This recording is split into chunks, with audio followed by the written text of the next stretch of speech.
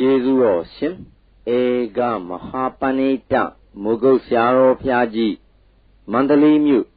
ဦးချစ်ဆွေဓမ္မယုံပေါ်တွင်16ရက်3လ60ခုနှစ်၌ဟောကြားဆုံးမတော်မူအပ်သောတုပယဟံဥပမာဗျကြောင်16ကြောင်ခိုတတ်ပုံသင်္ခါရတရားတော်ငါနာကောင်းလျာကိုဟာကံကပြုပြင်ထားတော့အတိတ်ကံကပြုပြင်ထားတော့ကံကပြုပြင်လို့ခန္ဓာကိုယ်မှာဖြစ်နေတာဖြစ်သောကြောင့်မျက်စိနာနာကောင်းလျာကိုဒါရီဟာဘာပါလိမ့်မလဲဆိုတော့သူများပြုပြင်ထားသောကြောင့်သင်္ခါရတရားလို့ပဲမှတ်လိုက်တာကံသင်္ခါရကပြုပြင်ထားတယ်သဘောကျဘယ်သူကပြုပြင်ထားပါကံသင်္ခါရကပြုပြင်ထားတယ်လို့ခွန်ကြီးတဲ့ဓမ္မတွေကမှိုက်တော့ဩတို့ဟာကတို့ပိုင်တစ်ခုမှမရှိပါလားကံကသာသူကဖြုတ်လိုက်ရင်လည်းပြုတ်ရတာပဲသူကဖြစ်စေလည်းဖြစ်လိုက်ရတာပဲသဘောကျဒါပြန်ကံသင်္ခါရကပြုပြင်ထားတဲ့မျက်စိနားနာကောင်းလျှာကိုယ်တွေဟာသင်္ခါရတရားပေါ့လေနော်ဘယ်သူကပြုပြင်ထားကြုံလို့မေးလိုက်ရှင်ကံကပြုပြင်ထား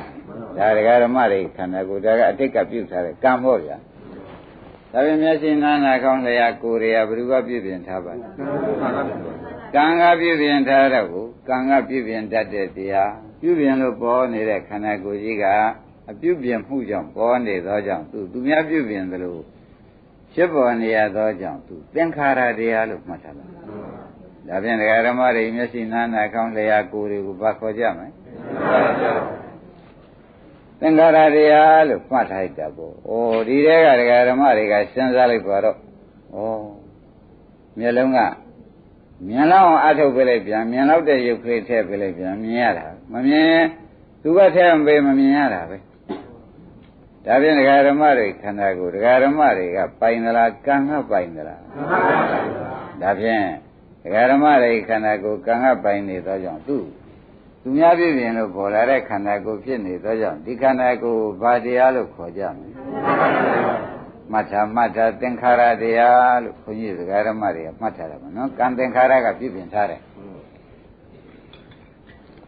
ဥဒုကအခုနည်းနည်းကြမ်းလာတော့ဒကာဓမ္မတွေမှာပူရုပ်တွေဖြစ်နေနော်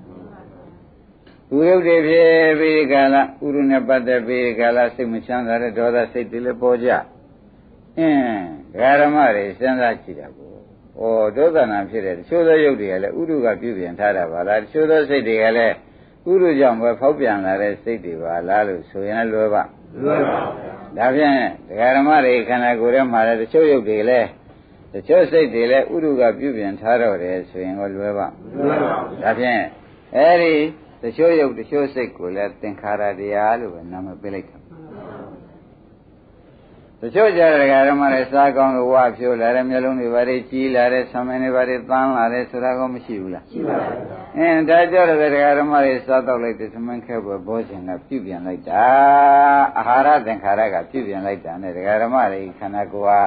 အသားရည်တွေစူပြေလာတယ်ဝါဖြိုးလာတယ်လက်ဆက်လာတယ်ဆံမင်းတွေဘာတွေကောင်းလာတယ်သွားတွေဘာတွေရင်ကျက်ပြီးဒီကလာလာတယ်ဆိုတာတွေလည်းအာဟာရသင်္ခါရကလည်းပြုပြင်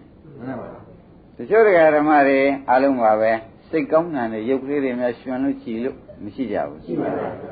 အဲ့ဒါတွေကြတယ်စိတ်သင်္ခါရကပြုပြင်ထားတယ်ဒါပြန်သင်္ခါရက၄မျိုးပြုပြင်ရတဲ့ခန္ဓာပြုပြင်ခံရတဲ့ခန္ဓာကိုယ်ကြီးကခန္ဓာ၅ပါးပေါ့ဗျာခန္ဓာ၅ပါးကဘာပါလိမ့်ဓမ္မတို့သင်္ခါရခန္ဓာကိုယ်ပြုပြင်လို့ပေါ်နေပြုပြင်တဲ့တရားကံစိတ်ဥဒုအာဟာရပေါ့ဗျာရိပ်မကြပြုပြင်တဲ့တရားက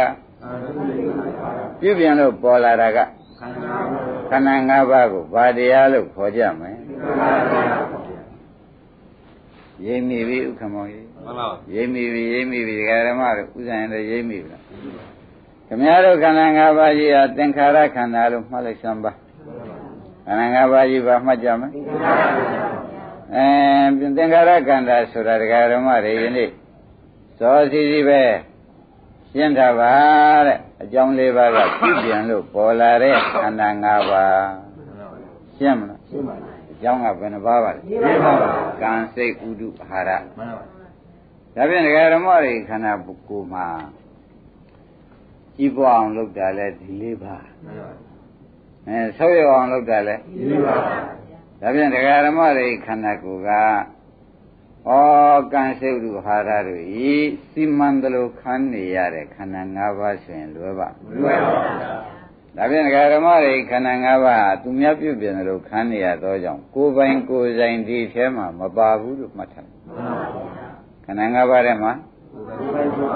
ကိုယ်ပိုင်ကိုယ်ဆိုင်မပါဘူးလို့ဆုံးဖြတ်ချက်ချတယ်ကိုယ်ပိုင်ကိုယ်ဆိုင်မပါဘူးဘာလို့တရားဓမ္မတွေကဒါရဲတင်းတင်းကြီးပြောရဲပါလိမ့်မလဲလို့မေးတော့ဒီလိုဟိုเจ้าလေးပါသိထားတယ်ဖေ။ကံကပြည့်ပြင်လို့ဒီထဲမှာတချို့ယုံနာပေါ်နေတယ်။စိတ်ကပြည့်ပြင်လို့တချို့ယုံနာဥဒုကပြည့်ပြင်လို့ယုံနာတွေပေါ်အာဟာရကပြည့်ပြင်လို့တချို့ယုံနာတွေပေါ်ဒါဖြင့်ခန္ဓာ၅ပါးတရားဓမ္မတို့ကိုယ်ပိုင်ကိုယ်ဆိုင်ပါကြရဲ့မှန်ပါဘူး။ဒါရင်သူတို့အပေါ်မှာဘ누구ကချုပ်ချယ်ပြီးဒီကလာဖြစ်စီပြက်စီဆိုတာစီမံနေပါလိမ့်မလဲဆိုတော့စီမံနဲ့အရှင်သခင်၄ယောက်ပေါ်ရောပေါ့မှန်ပါဘူးဘယ်လိုပါလိမ့်မယ်ကံစိတ်ဥဒုအာဟာရတရားဓမ္မတွေခန္ဓာကိုယ်ကံသင်္ခါရခန္ဓာကိုယ်ဆိုရရိပ်မိသွားသူများပြပြန်လို့ပေါ်လာတာကိုယ်သဘောနဲ့ပြန်ဘာမှမတတ်နိုင်ကိုယ်သဘောဒီထက်ပါသေးလားမှန်ပါဘူးကံကပြပြန်တဲ့သဘောတွေစုနေတာဥဒုကပြပြန်တဲ့သဘောတွေအာဟာရကပြပြန်လို့စုနေတာသဘောကျလားဥဒုကပြပြန်လို့အဲ့ဒီစုနေတဲ့ဥစ္စာ၅ပါးဒီ၅ပါးဒီခန္ဓာ၅ပါးလို့လည်းခေါ်နိုင်တယ်သင်္ခါရတရားလို့လည်းခေါ်နိုင်ပါဘူးခန္ဓာ၅ပါးလို့လည်းခေါ်နိုင်ပါဘူးသင်္ခါရတရားလို့လည်းခေါ်နိုင်ပါဘူးကောင်းပြီတရားဓမ္မတွေမှာတူတူပြောကြတယ်ဆိုတော့တရားဓမ္မတွေခန္ဓာကိုယ်မှာကြားလေးချောင်းထောက်နေရမှန်ပါပါခုကမှဘယ်နှချောင်းထောက်ကြားလေးချောင်းထောက်ကံကြားဥရုကြားအာဟာရကြားစိတ်ကြားဆိုကြားလေးချောင်းထောက်နေတယ်အိမ်နဲ့အတူတူပဲမှန်ပါပါတရားဓမ္မတွေခန္ဓာအိမ်ဟာဒါခန္ဓာအိမ်ပေါ့ဗျာခန္ဓာ၅ပါးကြားဘယ်နှချောင်းထောက်နေရပါလိမ့်၄ချောင်းထောက်ပြီးဒီကလာနေကြတော့တစ်ချောင်းများပြုတ်လိုက်ရင်ဒီခန္ဓာဘယ်မင်းလဲလဲပါဗျာ၄ချောင်းလုံးပြုတ်လဲမှာလဲပါတစ်ချောင်းနဲ့ပြုတ်လဲပါဘယ်နဲ့ကြောင့်လဲပါလိမ့်မလို့မေးလိုက်ရင်တရားဓမ္မတွေဖြေတတ်ပလားဖြေတတ်ပါဘူးဘယ်လိုဖြေကြပါသင်္ခါရခန္ဓာတရားသူများမှီနေရတာမှန်ပါဗျာရှင်းပြဘုရုမှီနေရပါလိမ့်မယ်ကံစေဥရဝါဒကိုမှီနေရတဲ့ခန္ဓာ၅ပါးဆိုတာသိကြပါလားသိကြပါဘူးကောင်းပြီဒါဖြင့်ဒီတဲ့ကိုယ်ပိုင်ကိုယ်ဆိုင်ကဖြင့်မပါပါဘူးမပါပါဘူးဒါဖြင့်သူ့ကိုဒကာဓမ္မတွေကအနတ္တတရားလို့ဆိုကြဆိုတော့မှန်ပါပါဘယ်လိုဆိုကြပါအနတ္တတရားကိုယ်ပိုင်ကိုယ်ဆိုင်ဆိုတာမပါလို့ကိုယ်နဲ့ဆိုင်တာကိုယ်ပိုင်တာမပါသောကြောင့်ခန္ဓာ၅ပါးကိုအနတ္တတရားလို့မှတ်လိုက်ကြပေါ့မှန်ပါပါခန္ဓာ၅ပါးဘယ်လိုမှတ်ကြတရားဓမ္မတွေသိသွားပြီတဲ့အနတ္တလို့ဆိုတာသိသွားပြီဘာကြောင့်လဲဆိုတော့ကိုယ်ပိုင်ကိုယ်ဆိုင်ဒီထဲမပါဘူးပိုင်နဲ့ဆိုင်တဲ့ဆိုလို့ရှိရင်လည်းကံကြားကဖြုတ်လိုက်ရင်ခင်ဗျားတို့ဘယ်မှလဲတာပဲမှန်ပါဘူးတဲတော့မကြွားကြနဲ့လို့သတိပေးလိုက်ခင်ဗျားတို့ကိုခင်ဗျားတို့ဘိုင်းခန္ဓာ၅ပါးထဲမှာတစ်ခုမှမပါဘူးအခုတရားနာနေကြတဲ့ခန္ဓာ၅ပါးမဟုတ်လားမှန်ပါဘူးအဲ့ဒါသင်္ခါရတရားမှန်ပါဘူးသူများပြုပြင်လို့ပေါ်နေတဲ့ခန္ဓာ၅ပါးသင်္ခါရတရားမှန်ပါဘူးကိုယ်ပိုင်ကိုယ်ဆိုင်ဒီထဲပါတယ်မပါပါဘူးမပါတော့ဒီတရားကိုဥပဒနာရှုကျင်တော့ကိုဘာတရားလို့အထိမ့်မှထားမလို့သင်္ခါရတရားတနည်းအနတ္တတရားလို့ဒီလိုထားလိုက်ရင်နော်မှန်တယ်ဆိုတာကိုသဘောကျသူဟုတ်တယ်မဟုတ်တယ်တကယ်သစ်တို့ကိုမြတ်ရှိတို့ကစဉ်းစားလိုက်ဒီကကံတစ်ခုဖြုတ်လိုက်ရင်ဒီကအခုပြုတ်စိတ်တစ်ခုပြုတ်လိုက်ရင်အာဟာရတစ်ခုမစားတော့ဘူးဆိုရင်ပြုတ်ပါဥဒုကတကယ်လောင်ကျွန်းပလိုက်မယ်ဆိုရင်ပြုတ်ပါကဲဥဒုကလည်းပုံမှုအေးမှုမပေးတော့ဘူးဆိုလိုက်ရှင်ရောပြုတ်ပါဒါဖြင့်ခင်ဗျားတို့အခုထိုင်းနေတဲ့ဒကာဓမ္မတို့သမုတ်ထားတဲ့ခန္ဓာ၅ပါးဟာသင်္ခါရတရားပေါ့ဗျာသူများပြပြန်လို့ပေါ့သူများဆိုတာကသိပြီလားသိပါပါကံစေဥရဟာရရှင်းညကံစေဥရဟာရဒီဆိုသူများကပြပြန်ထားလို့ခင်ဗျားတို့ခန္ဓာ၅ပါးကြီးဟာခိတ္တတည်တတ်တယ်လို့ဆိုလိုက်တာပေါ့ဗျာမှန်ပါဘူး ဥပါရင်ဘယ်လိုပါလဲ ခိတ္တတရား ခိတ္တပဲနော်ဒါပြန်သင်္ခါရတရားဟု၍အခုကစမှတ်ထားပါတဲ့တရားဓမ္မတို့ခိတ္တကြီးပဲခဏပေါ်လိုက်ခဏပြောက်လိုက်ခဏပေါ်လိုက်ခဏပြောက်လိုက်ပေါ်တာလည်းတရားဓမ္မတွေနဲ့မဆိုင်ဘူးပြောက်တာလည်း မဆိုင်ပါဘူး အဲ့ဒါတွေသိထားတော့မှဩသင်္ခါရတရားခိုင်မြဲမှုမရှိပါလားသဘောကျသင်္ခါရတရားဟာသင်္ခါရတရားဟာခိုင်မြဲမှုမရှိဘူးဆိုတော့ခိုင်မြဲမယ်ဆိုလို့ရှိရင်ဖြင့်ဥက္ကမောမသာဖို့เสียတယောက်မှမပါဘူး မှန်ပါပါ ဆဲကုเสียလဲ မပါပါဘူး တယောက်မှသမင်းကျွေးเสียလဲ မပါပါဘူး အဝတ်လဲเสียလဲ မပါပါဘူး ရက်ခတ်ပေးเสียလဲ မပါပါဘူး ဘာမှပြုပြင်ဖို့မလိုတော့ဘူး မလိုပါဘူး အခုတော့ဒကာဓမ္မတွေကကိုယ်ပိုင်ကိုယ်ဆိုင်ဆိုတဲ့တခုမှမပါတော့ဘူးတော်ရကြမသာဖြစ်လိုက်လို့ကံကလှုပ်လိုက်တယ်မသာဖြစ်လိုက်ရတာ မှန်ပါပါ ကံကမသာဖြစ်လိုက်တော့ဆိုလို့ရှိရင် မသာဖြစ်ပါဘူး မသာဖြစ်လိုက်ရတာပဲဥဒုကမသာဖြစ်လိုက်ပါဆိုတော့ မသာဖြစ်ပါဘူး အာဟာရကမသာဖြစ်လိုက်ပါ မသာဖြစ်ပါဘူး စိတ်ကမသာဖြစ်လိုက်ပါ မသာဖြစ်ပါဘူး ဟာဥက္ကမောင်ဘယ်ဟာကကိုးစားရအားထားရရှိသေးတုံး မရှိပါဘူးဗျာ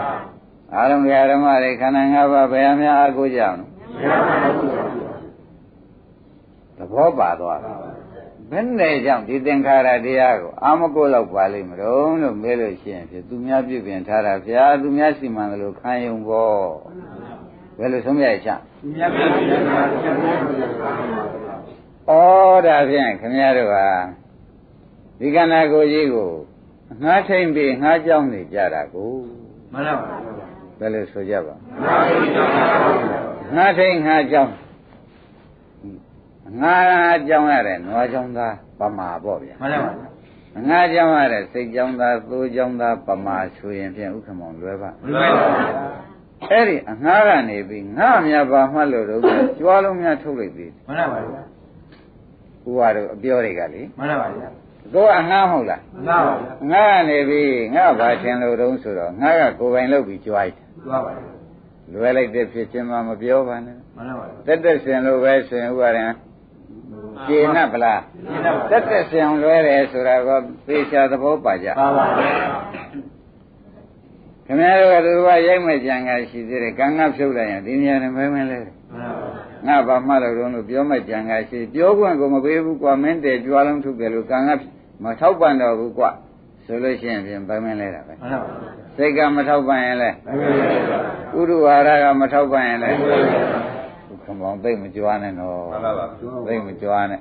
နောက်ကတရားဓမ္မတွေကကြွားခြင်းကြသေးလားဘုရားခင်ဗျားတို့ကဒီမှာမကြွားဘူးအိမ်ကြွားတယ်အိမ်ကြတော့ကြွားတယ်ခင်ဗျားတို့ကတော်တော့ကိုအိမ်ကြတော့ယူရထားငါရှိလို့ပြောင်းနေတာငါမရှိနေတော့အိမ်လားဆိုတာကတော်တော်ကြွားခြင်းတယ်ခင်ဗျားတို့ကဟမ်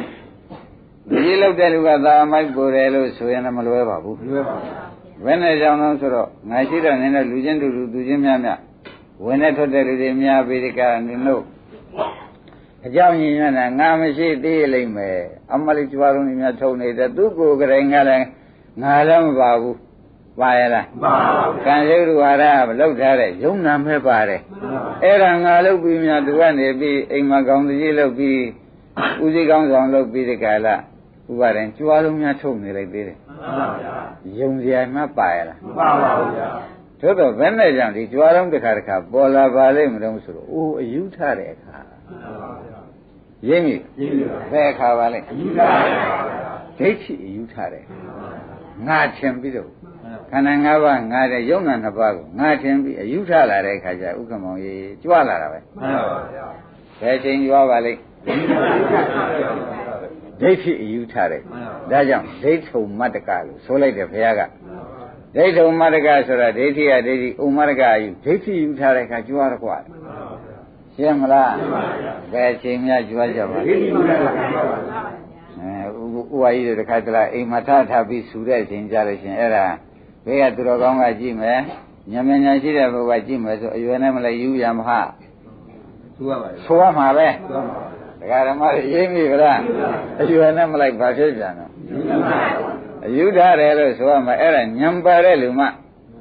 ညံပါတဲ့လူမှသိတာညံပါတဲ့လူကတော့ဖြင့်သူယူထားနေတာထားတဲ့နဲ့သူအိမ်ကလူတွေကအလကလူတွေဖြစ်နေတာ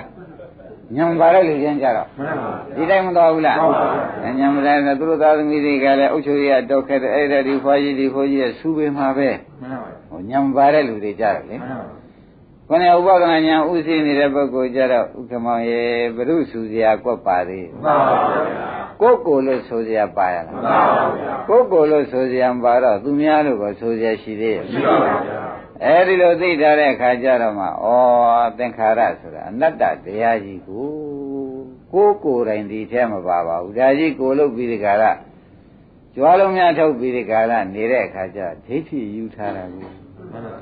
ကြတဲ့ခန္ဓာ၅ပါးမသိတဲ့အခါကျတော့ခန္ဓာ၅ပါးကမှပြန်တွေးလုံးလေးမှမပေါ်တဲ့အခါကျတော့မောဟကပါလာတာအဲ့ဒီကျတော့မောဟမတ္တကဆိုပြီးကာလလာထန်တာပဲဒါရင်ဒိဋ္ဌုမတ္တကဆိုတဲ့အယူတစ်မျိုးမောဟမတ္တကဆိုတဲ့သဘောကျလားအဲ့ဒီကဲတဲ့ဒကာဓမ္မတွေဟာတဲ့အခုကိုယ်သင်္ခါရတရားလို့မသိသေးရင်ဒီယူမပြောက်ဘူးရှင်းမလားရှင်းပါပြီဒီမှာကျိုးဆွဲလုပ်နေရတာခေါင်းဆောင်လုပ်နေရတာကိုတချို့တရားဓမ္မတွေကပြုံးမြန်နေလိုက်သေးတယ်ဟာသူကအယူပြုံးကိုဒီကမှဘာပြုံးနေလဲယူပြုံးပါဗျာယူပြုံးတော့ကိုတရားဓမ္မတို့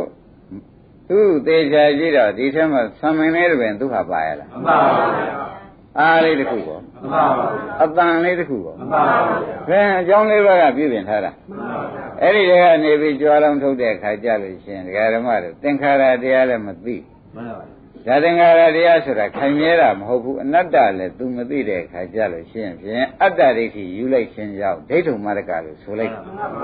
သဘောကျဒုက္ခနာ၅ပါးကိုခန္ဓာ၅ပါးရဲ့လို့မသိသောကြောင့်လည်းမောဟမတ္တကအဝိဇ္ဇာတိဟူသောမောဟအယူထားတာမှန်ပါဘူးရိပ်မိဗလားအဲ့ဒါကလူကြီးနဲ့လူငယ်ဘယ်ဟာများသလုံးလို့မေးလို့ရှိရင်ဖြင့်စိုးရင်ကြောင်းကြများတဲ့လူမှာဒီဥစ္စာများများလာတာမှန်ပါပါစိုးရင်ကြောင်းကြများတဲ့လူမှာများပါပါဒိဋ္ဌိယူအဝိဇ္ဇာယူဒါတွေလာတာပဲအဲ့တော့လူကြီးမှလူငယ်ဘယ်ဟာမှအလားများတယ်ဆိုတာသဘောကျပါပါဘုရုမှများဩဒါဖြင့်ဒကာဓမ္မတို့အမှန်တန်ကြောက်เสียကောင်းပါလားကောင်းပါပါဗျာအမှန်တန်ကြောက်เสียကောင်းတဲ့ဒကာဓမ္မတို့ဒီအိမ်မှာခေါင်းဆောင်လုပ်ရတာကြောက်เสียကောင်းဆုံးပဲမှန်ပါဗျာအိမ်တိမ်မှာခေါင်းဆောင်လုပ်ပြီးဆိုမှပြန်အတ္တဒိဋ္ဌိကလည်းပါလာရပါသေးဘူးလားမောဟမတ္တကဆိုတဲ့မသိယူရအောင်မှန်ပါဗျာဟာကမောင်ရေဒါကသေးသေးချာချာကြည့်မှကိုယူထတာကိုသိတာမှန်ပါဗျာသေးသေးချာချာမတွေးဆလို့ရှိရင်ကိုယူထတာကိုဒကာဝသိကိုမသိဘူးမသိပါဘူးဗျာအခုတော့အယူလေးများထားမယ်လေအိမ်ကြဘုရုပြောလိုက်မယ်ဘုရုဆိုလိုက်မယ်ဘုရုတော်ပြမပြောမပြီးလို့ရိုက်ဥမှာပဲမျက်စောင်းထိုးဥမှာပဲတော်တော့ကိုနာနာကြီးပြောလိုက်ဥမှာပဲဆိုလို့ရှိရင်ဖြင့်ဒီကတည်းကတွေးသွားကြပါငါအိမ်ရောက်ရင်ယူထားတော့မှာပဲဆိုတဲ့ဥစ္စာမှန်ပါပါတွေးရမှာရိပ်ပြီဗလားအဲ့ဒါကလူငယ်နဲ့လူကြီးဘယ်မှာပိုသရုံလူကြီးပါပါရိပ်မိပြီနော်လူကြီးရတယ်ဘယ်လိုလူကြီးတုံးလို့မေးလို့ရှိရင်ဖြင့်တဲ့ဒိဋ္ဌိများတဲ့လူကြီးအဝိဇ္ဇာများတဲ့လူကြီးဒီပုဂ္ဂိုလ်မှများတယ်လို့ဥပါဒံဆုံးဖြတ်ချက်ချာဒိဋ္ဌိများအဝိဇ္ဇာများတော့သူဒီမှာဘယ်လိုနေလေးရှိတုံးဆိုတော့ခေါင်းဆောင်လုပ်ခြင်းလေးရှိတယ်မှန်ပါဗျာသူကရိပ်မိမှန်ပါဗျာကဲဒါဖြင့်သင်္ခါရတရားသိကြပါလားတကားကောင်းပြီဒါသင်္ခါရတရားဆိုတာဖြင့်ခမည်းတော်ခန္ဓာ၅ပါးပဲဆိုတာပေါ်ကြပေါ်ပါဘူးဒါဖြင့်ဒီသင်္ခါရ၅ပါးမှာကြားပါနဲ့ချောင်း6ခုထောက်ပြီးနေရပါလိမ့်ဒါဖြင့်၄ချောင်းထောက်ပြီးဒီကရတော့ကြွားလုံးထုတ်လို့မတော်ဘူးကိုယ့်အကိုသွားနိုင်တယ်ကိုယ့်အကိုပြောနိုင်တယ်ကိုယ့်အကိုဆိုနိုင်တယ်ကိုယ့်အကိုစားနိုင်တယ်ဆိုလို့ရှိရင်တော့ခမည်းတော်ကြွားချင်တယ်ကြွားကြတာပေါ့ကြား၄ချောင်းထောက်ပြီးနေရတဲ့ခန္ဓာ၅ပါးကဥက္ကမောင်ကြီးကြွားလုံးထုတ်ရင်တော့မှားလိမ့်မယ်မှန်ပါပါဟုတ်ဘူးလားမှန်ပါပါကြားလေးကြောင့်ထောက်ရတယ်ဆိုတော့ဂျိုင်းတော့ကြီးတစ်ခုမှာနှစ်ခုမပါဘူးလားမှန်ပါပါဘယ်ဘက်ကလဲကွာနှစ်ခုခြေထောက်နှစ်ခုနဲ့ပဲနော်ဘယ်ဘက်ကလဲဒီပုဂ္ဂိုလ်ကနေပြီးကလည်းမင်းတို့ငါပြေးလိုက်ပြီးရရမလားဆိုလို့ရှိရင်ဥက္ကမောင်ယုံမလားမယုံပါဘူးဘာဖြစ်လို့တော့ကြားကြပါရှိမိဗလားမင်းတို့ငါလိုက်ရရမလားမင်းတို့ရေထဲလိုက်မင်းတို့ရေထဲပြေးတယ်ငါလိုက်နိုင်တယ်လို့ဆိုတော့ယုံရမှာလားမယုံပါဘူးဘာဖြစ်လို့တော့သူကြည့်ဒီအဲ့ဒီကျွတ်တို့ဘယ်နှချောင်းထောက်တာဒီချောင်းထောက် ဒါဖြင့်ကျွတ်ကြွားသေးလေဟိုကျိုင်းတော့သမားနဲ့ဘာထူးမှာလဲ ကျူပါပါဗျာ ရိပ်မိဗလား ကျူပါ အဲ့ဒါအိမ်ကြလို့ရှိရင်ကျိုင်းတော့သမားတွေ့လို့ရှိရင်ဖြင့်အဲ့ဒါခင်ဗျားတို့ကလည်းစဉ်းစားကြပြီတော့ဩတို့လည်းကြားလေးချောင်းထောက်နေရတာပဲသူလည်းထောက်လေးချောင်းထောက်ပြီးသွားရတာပဲသူလည်းလူချင်းမမီလို့သူကတောင်းတော်ကောင်ရမ်းတော်ကောင်စားရတယ်ဆိုတာဥက္ကမောင်ရိပ်မှာ မှန်ပါဗျာ သူများမိပြီးသမုရပါဗျာကျုပ်မှာတော့မြင်တဲ့တိုင်းပဲရှုပ်ပြီးဒီကလာအောက်ကလည်းဒုစရအောက်ကဖြတ်လို့ဟမ်လက်မောင်းတွေပါတယ်လားမပါဘူးကျင်းတော့တင်ပါပြီးဒီကလာနေတာအဲ့ဒါတွေကသူလူချင်းမိချောင်းသူသက်သက်လိုက်ခံတာမနေဘူးလား ရေးပါဗျာ ကျုပ်စွမ်းရည်သတ္တိပြန်မရှိပါဘူးသူတော်ပေးမှကျွေးမှပဲဝါရမယ်ပုဂ္ဂိုလ်တူတယောက်ဖြစ်ပါတယ်လို့သူဖော်ပြောတဲ့အဓိပ္ပာယ်ရပ် ရောက်ပါဗျာ ဒီမှာလည်းဓမ္မတို့ခမည်းတော်စွမ်းရည်သတ္တိတော့ဘာမှမရှိဘူး မှန်ပါဗျာ ကံစေဝရုဟာရာတိသောကြားလေးကြောင်းဤစွမ်းရည်တတ္တိနဲ့ခင်ဗျားတို့ခိတ္တနေကြတာပဲ မှန်ပါဗျာ တပည့်ကြခုနကကျိုင်းတော်သမားတစ်ချောင်းနဲ့ဖြောက်ကြည့်မယ်ဆိုတစ်ချောင်းနဲ့တစ်ဖက်ကတစ်ခုသာဖြုတ်လိုက်ဥဝါရတော်တော်အသွားနှေးပြီ မှန်ပါဗျာ နှစ်ခုဖြုတ်လိုက်ရင်တော့ သွားပါဗျာ လမ်းသွားကုန်သွားနိုင်မလဲတော့တာပဲ မှန်ပါဗျာ ဒီမှာခင်ဗျားတို့ကဟိုပုဂ္ဂိုလ်ကတော်တယ်ခင်ဗျားတို့ကတစ်ချောင်းပြုတ်ရင်ကိုပြုတ်တယ် ကျူပါဗျာ ဥက္ကမော မှန်ပါဗျာကျူပါဗျာ ဟိုပုဂ္ဂိုလ်ကကျိုင်းတော့တစ်ခုဖြုတ်လိုက်မှတစ်ခုကြံတော့တစ်ဖက်တည်းနဲ့လွှဲသွားသေးတယ် မှန်ပါဗျာ ခင်ဗျားတို့ကဒီလိုကိုလွှဲသွားလို့ မကျူပါဘူးဗျာ ကံဖြုတ်လည်းပြုတ်တာပဲ ကျူပါ စိတ်ဖြုတ်လည်း ကျူပါ ဥရုဖြုတ်လည်း ကျူပါ အာရပြုတ်လည်း ကျူပါ ခင်ဗျားတို့ကတစ်ချောင်းဖြုတ်ကိုမခံနိုင်ဘူး မှန်ပါဗျာ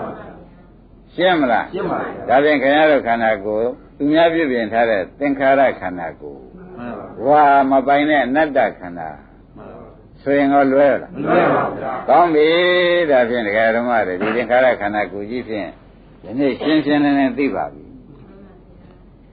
သိသွားကြလား သိပါဗျာ ဒါဖြင့်ဒကာဓမ္မတို့ကိုယ်စွမ်းရည်လားနောက်အကြောင်းဤစွမ်းရည်လားအခုနေနိုင်ကြတယ် နောက်ကြောင်းပါဗျာနောက်အကြောင်းဤစွမ်းရည်တတ္တိနော်နောက်အကြောင်းဤစွမ်းရည်တတ္တိဒကာဓမ္မတို့တဲ့ဒီခန္ဓာ၅ပါးနောက်အကြောင်းဤစွမ်းရည်တတ္တိနဲ့ခင်ဗျားတို့ပြုံးနိုင်တယ်လဲသူတို့ဤစွမ်းရည်တတ္တိရဲနိုင်တယ်လဲသူတို့ဤစွမ်းရည်တတ္တိလက်ကလေးနဲ့ထမင်းယူစားနိုင်တာရောကမ်းကြောင်ဖြစ်တဲ့ဝါရဒကလေးကသူကလှုပ်ပေးလိုက်ပြန်တော့ဥက္ကမောင်ရေထမင်းလေးပါဇက်တဲ့ရအောင်သွန်းနိုင်သေးတာပေါ့ဗျာ မှန်ပါဗျာ ကမ်းကြောင်ဖြစ်တဲ့ကမလဝါရောကမ်းကြောင်ဖြစ်တဲ့ဝါရောကံကူညီမပေးပါဘူးစိတ်ကြောင့်ဖြစ်တဲ့ဝါရောကလည်းစိတ်ကူညီမပေးတော့ပါဘူးဆိုလို့ရှိရင်ဖြင့်ဒီထမင်းပွဲထမင်းရှိတဲ့နေရာလက်ကိုလှမ်းလို့မရဘူး မရပါ ရပါ့မ ဘူးမရပါဘူး ဒါဖြင့်ဒကာဓမ္မတို့ကိုယ်ပိုင်ကိုယ်ဆိုင်ခန္ဓာကိုယ်ထဲမှာဘယ်ရှိကြလဲ ပါပါဗျာ ဘာမှမရှိဘူးဆိုတာကောင်းကောင်းရိပ်မိတယ် ရေးပါဗျာ ဒါဖြင့်ဒါသင်္ခါရတရားဟာအနတ္တတရားဟောတာပါ မှန်ပါဗျာ သင်္ခါရတရားလို့သာဆိုလိုက်တယ်စင်စစ်တော့ခင်ဗျားတို့ညာထဲမှာဘယ်ဟာမှမပိုင်ပါလားဆိုတဲ့အနတ္တရောက်လာ မှန်ပါဗျာ ရှင်းမလား ရှင်းပါဗျာ သို့တော့ခင်ဗျားတို့ကဒီအနတ္တရဲ့လည်းမသိတော့ဘူးသင်္ခါရတရားလို့လည်းမသိသင်္ခါရတရားဟာခိုင်မြဲတဲ့အနတ္တခိုင်မြဲတဲ့သဘောမရှိပါဘူးဆိုတာလည်းမသိတော့ဘူးတဲ့ဒကာဓမ္မတွေဟာကြွားလိုက်မောလိုက်ပြောလိုက်ဆိုလိုက်မှန်တက်လိုက်တဏှာနဲ့ခင်းလိုက်မာနနဲ့ထောင်လိုက်ဟမ်ဒိဋ္ဌိနဲ့ငါကုံငါထင်လိုက်ဆိုတာဒီသင်္ခါရတရားမသိတဲ့ဖြစ်ထွေဟာတဏှာမာနဒိဋ္ဌိတိုးလာတယ်လို့ဘုရားရင်တို့ခေမောင်တို့မှတ်လိုက်စမ်း မှန်ပါဗျာ သင်္ခါရတရားမသိလိုက်တာတဲ့တဏှာမာနဒိဋ္ဌိကတခါတည်းဒီခန္ဓာကိုယ်ပေါ်မှာခင်းလိုက်တဲ့တဏှာလည်းလာလိုက်တာပဲ မှန်ပါဗျာ ဒီခန္ဓာကိုယ်ကြီးကငါသွားနိုင်သေးတယ်ကွမင်းတို့လည်းအကြောင်းမခံနိုင်သေးဘူးဆိုပြီးမာနကော ရပါဗျာ ငါအယုငါချီနိုင်သေးတယ်ဆိုတဲ့ဒိဋ္ဌိက ရပါဗျာ အမှန်တည်းတဲလာချက်ကောင်းပါလား ကောင်းပါဗျာ ဒကာဓမ္မတို့ဒါဘာမသိလို့ပါလိမ့်မလို့ မှန်ပါဗျာ ဩဒါကြောင့်ယနေ့သင်္ခါရတရားကိုပိုင်ပိုင်ပြောနေတယ်ဆိုတာဒကာဓမ္မတွေကောင်းကောင်းသဘောကျဖို့ကောင်းပါတယ်ဘာပိုင်ပိုင်ပြောနေပါ သင်္ခါရတရားပဲပြောတယ် ဒါမသိလို့တဏှာမာနဒိဋ္ဌိလာနေတာ မှန်ပါဗျာ ဥက္ကမောဘယ်နဲ့ကြောင့် သင်္ခါရတရားကိုသိလို့သံဃာမနာပါဗျာ သင်္ခါရတရားဒါဖြင့်ဆရာသမားကမှဘုန်းကြီးတို့ဓမ္မတွေသင်္ခါရတရားသင်္ခါရတရားပဲလို့မှ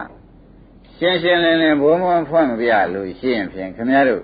တဏှာနဲ့လည်းဒီခန္ဓာကြီးခင်တော့မှာပဲ မှန်ပါဗျာ မာနနဲ့လည်းသူ့အာကိုပြီးထောင်တော့မှာပဲ မှန်ပါဗျာ ဒိဋ္ဌိနဲ့လည်းဒါကြီးကငါဟာပဲဟောဒီလေးပါးနဲ့ဘာမှမဆိုင်ဘူးငါပိုင်တယ်လို့ထင်နေမှာပဲ မှန်ပါဗျာ မထင်ပဲဘူးလား မှန်ပါဗျာ အဲ့ဒါလောက်ခင်ဗျားတို့ဒီတဏှာယူမာနာယူဒိဋ္ဌိယူဆိုတဲ့မသိယူတွေကဥဝမများလား ညပါဗျာ ဒါဘာမသိလို့ပါ သင်္ခါရတရားကိုသိပါဗျာ သင်္ခါရတရားမသိကြတဲ့ကဥပါရင်အနတ္တမသိဘူး မှ မှန်ပါပါစိတ်သာချတော့မသိတော့ဘူးသင်္ခါရတရားမသိကြတဲ့ကအနတ္တမသိလို့ရှိရင်ဖြင့်လှည့်ကြပဲဆိုအတ္တဝင်တော့မှာမှန်ပါပါအတ္တရိတိဝင်ဘူးလားအတ္တရိတိဝင်လာရင်ခင်းတဲ့လောဘကောမာနကောဘုန်းကြီးတွေကဓမ္မတွေသင်္ခါရမသိမှုကြောင့်တဏမာနဒိဋ္ဌိဆိုတဲ့ပပင်္စာတရားတွေပွားရမှန်ပါပါသင်္ခါရမသိမှုကြောင့်သေးသေးချာချာမှတ်ပါသင်္ခါရကိုမသိရင်ပပင်္စာလာမယ်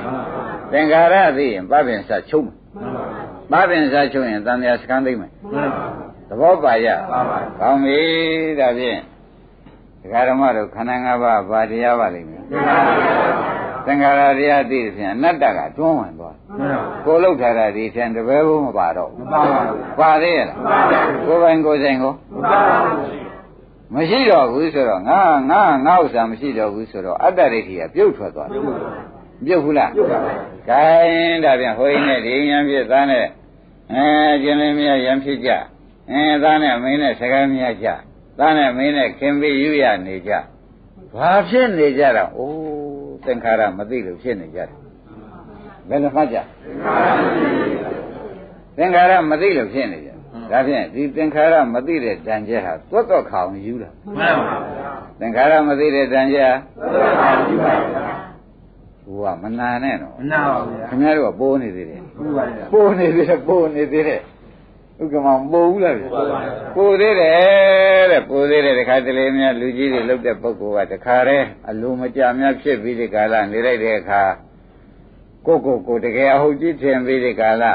ကျွားလုံးတွေများထုတ်ပြီးနေတဲ့အခါကျတော့အိုးသင်္ခါရတရားကိုဘိဗိဒ္ဓပြောက်မှန်ပါဗျာဥပါရင်ပြောက်ဘူးပြောက်ပါဗျာပြောက်တယ်အဲ့ဒီခါကျတော့အတ္တဒိဋ္ဌိရောတဏှာကဥစီမာနကဥစီဒိဋ္ဌိကလည်းဥစီလာတဲ့အခါကျလို့ရှိရင်ဖြင့်ဉာဏ်တဲ့ပုဂ္ဂိုလ်တွေကိုနေစရာမရှိအောင်ဖြစ်လာမှန်ပါဗျာဒီကယူလေလူကြီးလုပ်တဲ့လူကယူလေလူငန်းနေစရာမရှိလေမှန်ပါဗျာရေးမိပါရေးပါလူကြီးလုပ်တဲ့လူကယူလေလူငယ်ကနေစရာမရှိလေဟုတ်ဘူးကောဗျတိမ်မာယူထားတယ်ဆိုတော့ဘယ်အကောင်းကြီးပြေးဘူးရှိတော့တိမ်မာလူတယောက်ယူထားရင်အကောင်းကြီးပြေးပါရင်းမိဗလားအဲ့ဒါကိုယ့်အိမ်ကိုကြတော့ဘာများဖြစ်ကြအောင်မှာတော့ဆိုတာကိုလည်းစဉ်းစားရရင်းမိဗလားရင်းမိကြပါဒါတော့ကောင်းပြောနေလို့ရှိရင်ဖြင့်ပေါ်တော့ပါပြီဥပါရင်ပေါ်သေးဘူးလားပေါ်ပါဗျာဒါဘုန်းကြီးကဟောကြတယ်မဟုတ်ပါဘူးတဲ့ဒီဥစ္စာဘုရားကိုကဟောထားတာရှိမှန်ပါဗျာကဲဝတ္ထုထုတ်ကြပါစို့တရားဓမ္မဥပကရေးရတရားဓမ္မတို့ဘုရားနဲ့လက်ဥစွာတွေ့တယ်နော်တွေ့ပေမဲ့လည်းသူသည်ဘာလို့ကမပြည့်စုံဣန္ဒြေဉာဏ်တွေကမရင်ကျက်သေးတော့ဘုရားနဲ့အရင်တွေ့ပေမဲ့သင်ဟာဣန္ဒြေတွေကောင်းတယ်ရောင်ရှင်းလင်းနေတဲ့သင်္ဘုရုတွေတုံးတို့မေးတဲ့အခါကျတော့ဘုရားငါဆရာမရှိပါဘူးကွာမင်္ဂပါအောင်တဲ့ဇိနာဆိုတာငါပါအနန္တဇိနာဆိုတာငါပါပဲလို့ဟုတ်ပေမှာပဲထူးတဲ့ပုဂ္ဂိုလ်ပဲဆိုမျက်နှာလွှဲသွားတာရှိတာပဲမှန်ပါဗျာဥက္ကမောင်ကျွတ်ကြလားကျွတ်ပါဗျာနောက်တော့တဲ့ငန္ဓရွာရောက်ပြီးဒီကလာမုတ်ဆိုးတရားနဲ့တွေ့လို့မုတ်ဆိုးကကြီးညိုကိုဝယ်ပြီးဒီကလာနေတဲ့အခါသူစာပါနဲ့အိမ်အောင်ကြလို့ကုဘဆိုတဲ့သားတယောက်မွေးဖွားအဲ့ဒီချိန်ကြတော့မှသာဝကနှင်းထုတ်လို့ဘုရားစီရောက်တဲ့အခါသူလည်းတရားဓမ္မကျိုးစားလို့ပောက်တယ်ထားပါတော့နော်တို့တော့အဲ့ဒါမလို့ကျင်ပါဘူးတဲ့သင်္ခါရသတ္တရဏတိကသူ့ဘကိုခေါ်တာအဲ့ဒီမှာသူထွက်ပြေးပြီးခါရဘုရားစီသင်္ကန်းတွေဘာတွေပြီးပောက်သွားပြီးသူ့ဘသာဝနဲ့နေနောက်သူ့ဘလည်းကြည်ရင်ပြီးဒီခါလာတော့သူလည်းပညာလေးကပါတော့သူ့စိတ်ထဲမှာမေးကျင်တဲ့စကားသုံးခုကရှိတယ်မေးကျင်တဲ့စကားသုံးခုကဘာရှိတုံးဆိုလို့ရှိရင်ကောင်းကင်မှာသွားတဲ့ပုဂ္ဂိုလ်များခြေရထင်မလားသူစိတ်ကံတန်ရရှိဒီဖယားဒီသာသနာဖယားသာသနာမှတပါဂေါရမဖယားသာသနာမှတပါတပြောသောသာသနာများမှာသောတာပန်တဂရကအနာဂံယန္နာများရှိရလားဒါလည်းသူမေးချင်ကောင်းကင်မှာခြေရရှိသလားတင်းနာမှာမေးချင်တယ်ဥက္ကမောင်ကြီး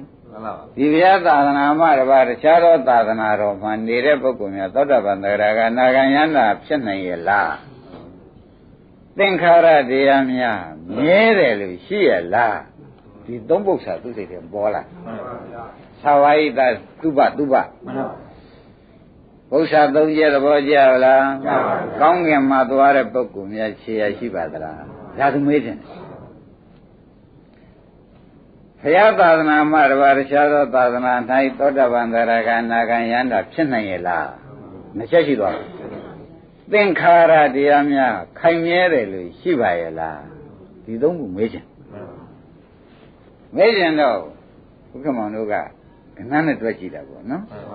ကဏ္ဍနဲ့ပဲတဲ့ဘုရားနဲ့ဥပကနဲ့တွေ့သွားပြီဥပကကလည်းတော့ကြီးပြီနော်ဒီအချိန်မှာကြီးပါဘုရားကလည်းဘုရားဖြစ်စအတကြီးပြီးဒီကလာနဲ့သူအိမ်တော်ကြပြီးဒီကလာသူ့ဘဆိုတာလေးနဲ့မွေးတော့ဘုရားသည်ဘုရားဖြစ်တယ်နဲ့သူ့ဘမွေးတယ်နဲ့တရားမကွာတော့မကွာလာဘူးကွာလာတစ်နှစ်နဲ့ပဲအဲ့တော့သူ့ဘကဒီသုံးခုသူ့ညာထဲမှာပေါ်နေတော့ဒိဋ္ဌိဆရာကြီး6ယောက်ရှိတယ်သိသိတို့နော်မဂရိကောသလပုရဏကတ္တဗတယ်ဆိုတော့ဒိဋ္ဌိဆရာကြီးတွေ तू ကသွားပြီးဥက္ကမမေးတယ်ဒီသုံးချက်ကိုပုဂ္ဂိုလ်တွေကလဲကိုမဖြေနိုင်ဘူးလဲကိုမဖြေနိုင်တဲ့သူစိတ်ထဲမှာဂေါရမဘုရားတော့မေးမယ်မေးချင်ပဲ तू ကငယ်သေးတယ်အမလေးအတော်သားကြီးနေတာဂေါရမဘုရားငယ်သေးတယ်အဲ့ဒါဟိုဒိဋ္ဌိကြီးတွေကတော့ဘုရားတွေကြီးတာဟုတ်ဗျဘုရားမဖြစ်ခင်ကသူတို့ဘုရားလုံနေတဲ့လူတွေရိပ်မိဗလားအဲ့ဒါသူစိတ်ထဲမှာဒီဘုရားဒီပုဂ္ဂိုလ်တွေကတော့မေးလို့သူမေးတာကျင်တဲ့လောက်ဖြေမှုမရဘူးဂေါရမဘုရားကိုလည်းမေးတော့မေးကျင်တယ်မေးပင်မဲ့လည်းဟိုဘုရားတွေလောက်အသက်ကြီးတာမဟုတ်တော့သူကဘုသူတ္တနဲလိုက်ဦးမယ်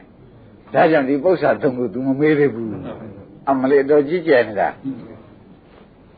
ဓမ္မတို့သာဝသားကတော်ကြီးကျယ်နေတယ်ဆိုတာရိပ်မိပဲနောက်ကြတော့ဘုရားကလည်း45ပါပြည့်ပါရဲ့သက်တော်ကလည်း80ပြည့်ပြီးတော့အင်းပင်မန္တမင်းတို့နေရာမှာအင်းပင်နေကြတဲ့မှာဘုရားပြိဋိဘံစံတော့မယ်ဆိုတာသူကြားတယ်ငါလည်းပု္ပ္ပာသုံးချက်ကလည်းရှိသေးမေးကြဘောရမလည်းငယ်တယ်တော့ငါမမေးပဲထားခဲ့တာတော့ကြားပြီခုတော့လည်းပြိဋိဘံစံတော့မယ်လို့ကြားတယ်မမေးလိုက်ရင်ငါကတော့ဒုက္ခဖြစ်တော့မှာပဲမမေးလိုက်ရဘူးဘောရမလည်းပြိဋိဘံစံတော့ပြီငါမမေးလိုက်ရဘူးဆိုရင်ငါတန်တဲ့ငါဝိဇိကိစ္စနဲ့ငါခဲရကြီးရဲ့ဥပါရင်သူဟာသူဝင်မြင်နေတာမှန်ပါဗျာအဲ့တော့ဒကာရမတွေကလည်းမှတ်ပါဒီဟာအမှန်တရားကောင်းလို့ပြောပါတယ်ဘုရားကလည်းဒီပုဂ္ဂိုလ်မှမချွတ်ရသေးဘုခင်မောင်ပြိဋိဘံကိုမစမ်းမှန်ပါဗျာသူမချွတ်ရသေးရင်မစမ်းသေးဘူးစောင့်ရမယ်အဲ့တော့ဒကာရမတွေကတွေးကြဩသေမာတောင်တားပြီးစောင့်ကိုလို့မဆိုလိုက်ဘူးလားဘုရားသေမာတောင်တားပြီးစောင့်ပြီးဒီကလာနေတယ်ဆိုတော့အဲ့ဒါမှတ်ထားကြတဲ့ခမည်းတော်ဝိပဿနာရှုပြီးဒီကလာဥမာသေမဝေဒနာလာတယ်ဆိုကြတယ်လူတိုင်းပဲသေမဝေဒနာတော့လာမှာပဲအဲ့ဒီဝေဒနာကိုဖြစ်ပြမြင်အောင်ရှုပြီးဖြစ်ပြမောအောင်ရှုဖြစ်ပြအဆုံးရှုသွားလို့ရှိရင်ဖြင့်နိဗ္ဗာန်မြင်တယ်လို့ရှိရင်သိကိုမသိဘူးစောင့်လို့ရဘုခမောင်ရိပ်မိအသေးကိုတားနိုင်တယ်ဒကာဓမ္မတွေသဘောပါ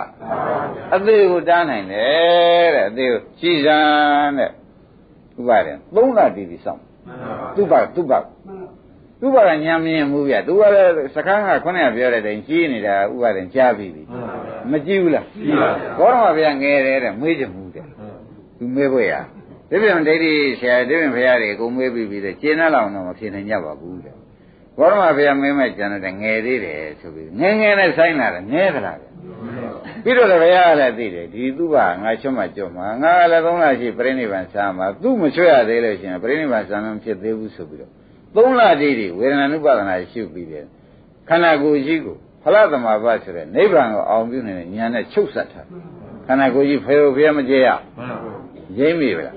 အဲ့ဒါခမည်းတော်လှုပ်ထားတဲ့အလုပ်ဟာမသေးဘူးဆိုတာမှတ်ပါမှန်ပါဗျာဆမ်းမြောင်တာလှုပ်ပါမှန်ပါဗျာဖြစ်ဖြစ်မြင်ပြီးဒီကလာနိဗ္ဗာန်အောင်ပြုဖလားသမဘာတဝင်စားနေဖလားသမဘာအတွင်းမှာဥပါဒေမသေးကောင်းဘူးမှန်ပါဗျာဘုခမောင်ရိမ့်မိပါဒါရင်ခင်ဗျားတို့နိဗ္ဗာန်အောင်ပြုနေနိုင်လို့ရှိရင်သေရမသေးရမသေးပါဘူးအဲ့ဒါနဲ့ဘုရားကခန္ဓာကိုယ်ကြီးဒုက္ခနာကိုယ်ကြီးဖရိုဖရဲမကျဲပဲနဲ့နေအောင်ဖလားသမဘာနဲ့ချုပ်ထားတပည့်ကြသူ့ဘာဆောင်သူ့ဘာတယ်မလို့ဆောင်သူ့ဘာဆောင်ကဲဒါဖြင့်ခင်ဗျားတို့လှုပ်ထားတဲ့တရားဟာဖြင့်သက်တမ်းတားနိုင်တယ်ဆိုတဲ့အဓိပ္ပာယ်ဥပါဒင်တို့ရှင်းသွားပြီရှင်းပါပါဗျာ သေခြင်းတရားတော့မလွန်နိုင်ဘူးပေါ့ဗျာတားရုံတော့ရတာသေခြင်းတရားတော့ဘယ်သူမှမလွန်နိုင်ဘူးမရဏဓမ္မမရဏနာတိတော့မလွန်တော့မလွန်နိုင်ဘူးပေါ့မလွန်နိုင်ပေမဲ့လည်းတားလို့ရရှင်းမလားတားလို့ရပါတယ်တဲ့ဘာနဲ့တားတော့ဖလားဓမ္မဘာနဲ့တားဘာတယ်မတို့ဘာနဲ့သားကြမလားဖလားသမဘာဆိုတာကတခြားမှမဟုတ်ပဲနိဗ္ဗာန်အောင်ပြုနေတာဖလားသမဘာကြီးမှတ်လိုက်သဘောကျဒုက္ခမောင်နေရကြရပါဗျာကဲဒါဖြင့်ဒကာဓမ္မသူ3လတိတိဆောက်ဖို့ကလည်းအမေးကိုမလာဘူးမလာဘဲမဲ့လည်းဒုက္ခမောင်ဆောင်းရလိမ့်မယ်မှန်ပါဗျာဒီပုဂ္ဂိုလ်သူများချွတ်လို့လည်းရမှာမဟုတ်ဘူးမှန်ပါဖယားနဲ့မှကျွတ်တောင်းဝင်ရမယ်ဖယားဝင်နေရလို့မှတ်ထားကြမှာမှန်ပါရှင်းမလားအဲ့ဒါဒကာဓမ္မတွေဒီဘုန်းကြီးကပြောကြတာကဩဘုရားဝင်နေရတယ်ဒုမပါဘူးဆိုတော့သိကြတော့မှန်ပါဗျာဘုရားဝင်နေရကအစမှပြင်ဆွဲကြီးအဆုံးမှဒီသူပါဂျန်ကလူကုန်ပြီတဲ့ကြံတဲ့ပုဂ္ဂိုလ်သူ့ဆရာနဲ့သူချွေရလိမ့်မယ်သဘောပါလားဘုရားဝင်နေရအတုပအဆုံးပဲမှန်ပါကဲဥပါရင်ကျေနပ်ပါလားကျေနပ်ပါဗျာအဲ့တော့ဒါကျန်တာတွေကောလို့ဆိုကျန်တာသူများဝင်နေရသူများချွတ်လိုက်မယ်တဲ့ငါဆိုင်နေပုံမျိုးငါရှိလို့ကြွမှာမဟုတ်ဘူးသူ့ဆရာနဲ့သူတွေ့မှကြွမှာမှန်ပါရိမ့်မိဗလားဘာလဲတော့ကဲဒါဖြင့်ဒီဓမ္မတွေကဩတို့ဆရာနဲ့တို့နဲ့ဒီလိုသွားရမှာကိုဆိုတော့သုံးမဲ့ချပြီးလှုပ်တလုံးဘုရားဆောင်းမနေနဲ့ဘုရားကလည်းမဆောင်းပါဘူးခင်ဗျားတို့စောင့်သေးလားစောင့်ပါဗျာနောက်ဘုရားခင်ဗျားတို့ကကြိုးဆောင်မယ်မဲ့လေသူ့ဝေနေရမဟုတ်ဘာကုံပါဘူးစိတ်သက်ချက်ပါပါမပါဘူးတဲ့အကဲဝေနေရဖြစ်စေအောင်တော့ဒီတရားတွေကဝိပဿနာလုံးမထားဘူးလေဘာဟောမှမသိဘူးမှန်ပါဗျာပါနိုင်မမပါနိုင်ပါဗျာကဲခမောရိမ့်ပြီကဲဒါဖြင့်ခင်ဗျားတို့ရှုနေတဲ့တရားသက်တမ်းကိုလည်းတားမြစ်နိုင်တယ်ဆိုတဲ့အသေးပဲရှင်းသွားပါရှင်းပါပါဖလားသမဘာနဲ့ချုပ်ဆက်ပြီးဒီကလာဒီသုဘကိုဥပါဒေနဲ့3လတိတိစောင့်မှန်ပါဗျာကိုကလည်းမလာဘူးမလာမှဘယ်ရတော့သိတော့သိဟာဒီကောင်တော့ငါပြိဋိဘံဆံဃာนี่ချိန်တိုင်းမှလာမှာပဲဆိုတော့သိတယ်ကဲဥက္ကမောကြီးဘယ်ချိန်လာမှာလဲချိန်တိုင်းပါအဲ့ဒီမှာရှင်အနန္ဒာကသူကလည်းဘယ်ရပြိဋိဘံဆံတော့မှာနေဝင်ဆံတော့မှာအာယုန်တက်လို့ရှိရင်ပြန်လုံးလုံးဝิญဉ်ချုပ်တော့မယ်အဲ့ဒီတင်ကဲဘောတော်ဘုရားလည်းအဲ့ဒီအင်းချင်းမိန်မျိုးကြားမှာပြိဋိဘံဆံမယ်လို့ကြားပြီဆိုတဲ့ကအဲ့ဒီရောက်နေတာကိုသူသိနေပြီဗျကဲဒါပြန်ဥက္ကမောမခက်လားဟမ်ခိုးကသာမဆောင်ဘူးဆိုရင်မခက်ဘူးလားသူခက်ပါဗျာအဲ့ဒါနဲ့ပဲသူသွားရရှင်လားမွင်ရဘူးလူမအရေးကြီးနေတယ်ဒီရင်ဘုရားကနေပြီးဒီကလာညီရဏနာသုဘဖွင့်ပေးလိုက်กว่าဒါဆောင်နေတာဝိသုရှင်းပြီဗလားသုဘဖွင့်ပေးလိုက်ဘာကမတားပါနဲ့ဆိုတော့ဘုရားညောင်ဆောင်မှာပြိဋိဘံဆံမလို့ဝန်းတွေပါလေလျှောလို့နေတဲ့အချိန်မှာသူသွားပြီးတော့ဘုခမောင်မဲတာပဲမဲတော့ခொနဲ့က3ချက်မဲတာပဲကောင်းကင်မှာဂေါရမဘုရားတဲ့ရှင်ဘုရားငယ်တယ်လို့မမေးပဲထားတာအခုတော့ပြိဋိဘံဆံမယ်ဆိုတော့မမေးလိုက်ရမှာဆိုတော့လာမေးတာသူကနိဗ္ဗာန်ရချင်တော့မဟုတ်သေးဘူးမမေးလိုက်ရမှာဆိုလို့လာမေးတာပါတဲ့အရင်တုန်းကသူဟာတဲ့ဆိုင်းလာခဲ့တာကြာပါပြီတဲ့ဂေါရမဘုရားကလည်းဘုရားတဲ့အငယ်ဆုံးဖြစ်နေတော့မဲလို့ဒီပု္ပ္ပာဖြေနိုင်မှမထင်ဘူးအခုတော့ပြန်ပြိဋိဘံဆံတော့မယ်လို့ညောင်ဆောင်ပေါ်ရောက်ပြီးကြားတော့ဘုရားကလာခဲ့တာမမေးလိုက်ရရင်သူဒုက္ခသူ့မှာဒေါမနတာဖြစ်နေမှာဆိုလို့လာမေးရပါတယ်လို့အမခတ်တင်းတင်းမှလာတယ်သဘောပါကြလားမှန်ပါဗျာအဲ့ဒီတည်းမှကဲမေးกว่าဘုရားလည်းပြိဋိဘံဆံတော့မေးပါกว่าဆိုတော့မှသူမေးတာကောင်းငင်များခြေရာကောင်းငင်သွားတဲ့ပုဂ္ဂိုလ်တွေခြေရာများထင်ပါသလားဒကာဓမ္မတို့ဘယ်နဲ့ဖြေပါကောင်းငင်သွားတဲ့ပုဂ္ဂိုလ်တွေခြေရာနဲ့ခင်ဗျားလည်းအဖြေပဲပေးပါတော့ဘယ်နည်းနဲ့ထင်မလို့မြကောင်းငင်မှာသွားတဲ့ပုဂ္ဂိုလ်ခြေရာမထင်နိုင်ဘူးရိမ့်မိဗလားအကသေဝဗရဏတိသမနောနတိပါဠိတဲ့ဒီဂေါရမဘုရားသာသနာဂေါရမဘုရားသာသနာဆိုတာခင်ဗျားတို့နှစ်ကိုသွားမိဘူးနဲ့နော်ရွက်ကုန်မှာဆိုတဲ့ဥပါဒေသာသနာဆိုတာကနောက်2400ကျော်ကြံသေးတာပဲလေအဲ့ဒါကြီးသွားယူမနေနဲ့အဲ့ဒါနှစ်ခေါ်တယ်သာသနာမဟုတ်ဘူးသာသနာဆိုတာကအခုဖြစ်ပြရှုဟုတ်လားဒီအဆုံးမပြီသာသနာခေါ်တာသာသနာဆိုတာနှစ်ကိုခေါ်တာလားအဆုံးမကိုခေါ်တာလားဒါဖြင့်ဒကာဓမ္မတို့ခင်ဗျားတို့က နှစ်တည်သာသနာလုပ်နေတာသေချာလွဲတယ်နော်သာသနာဆိုတာဘာလဲအဆုံးအမဘုရားသခင်ကိုရမကြီးဟောကြားတဲ့တရားတိုင်းကျင့်ကြံကြဆိုတဲ့အဆုံးအမရှင်းမလားအဲ့ဒီအဆုံးအမဘာခေါ်ကြမလဲဒါသာသနာလို့မှတ်လိုက်ကြသပါတဲ့အဲ့တော့ခொနည်းကတက်နံပါတ်ကကောင်းငင်မှာခြေရရှိပါသလားဆိုတော့ဘယ်နဲ့ဖြေကြတယ်အရှင်ဘုရားသာသနာမှတပါအရှင်ဘုရားအဆုံးအမမှတပါခொနည်းဒိဋ္ဌိကြီးဘုရား၆တည်းရှိသေးတယ်မဟုတ်လားအဲ့ဒီအရှင်ဘုရားအဆုံးအမမှတပါတပါးသောဒိဋ္ဌိတို့သာသနာတော်မှာဆုံးမတဲ့တရားများဟာသောတာပန်သရဂါအနာဂံဖြစ်နိုင်ပါရဲ့လားလို့မေးတာအဲ့တော့သူကငါဘုရားရဲ့အဆုံးအမမှတပါကျန်တဲ့အဆုံးအမဟာသောတာပန်သရဂါအနာဂံယန္တာနိဗ္ဗာန်ရောက်ကြောင်းတရားမဟုတ်ဘူးကွာသူကမောင်ရေးမိလားရေးပါဘူးသူကလည်းငါရေးမိသူကမေးလို့ဖြေတာနော်အဲ့ဒါကိုတရားဓမ္မတွေကအခုဘုန်းကြီးများဟောနေတာဘုရားကြီးအဆုံးအမကြီးပဲဒီဆုံးမအတိုင်းခမည်းတော်ကလိုက်နာကျင့်ကြံကြိုးကုပ်အားထုတ်လို့ရှိရင်ဖြင့်ခမည်းတော်လိုရှိတဲ့ဒုက္ခခတ်သိမ်းကင်းခြင်းနဲ့နိဗ္ဗာန်ရောက်မယ်နော်1900ကိလေသာအပူဓာတ်အလောင်ဓာတ်တွေသိမ့်တဲ့အရက်ကိုရောက်မယ်တဲ့ဒုက္ခခတ်သိမ်းကင်းခြင်းနဲ့ရှိရော